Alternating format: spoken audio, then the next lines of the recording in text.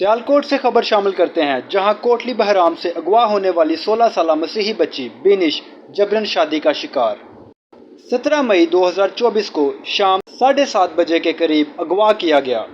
اطلاعات کے مطابق بینش گھر سے کچھ گھریلو سامان خریدنے دکان پر گئی تھی، جو بعد گھر واپس نہ آ سکی، جس پر بینش مسیح کے اہل خانہ نے اس کی تلاش کرنا شروع کر دی، مگر اس کا کوئی پتہ نہ مل سکا۔ ذرائع کے مطابق مسیحی بچی بینش کا اسلامی نکاح کر دیا گیا ہے۔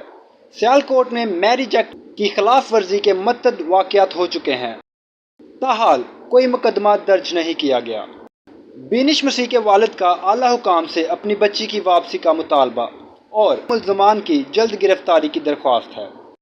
ہم اپنے ناظرین کو بینش مسیح کے متعلقہ مزید اپڈیٹس کے لیے آگاہ کرتے رہیں گے، اور اس سے جڑی کوئی بھی نئی خبر ملتی ہے تو ہم آپ تک پہنچائیں گے۔ معلومات کا قابل اعتماد ذریعہ CRC، جڑے رہیں CRC کے ساتھ۔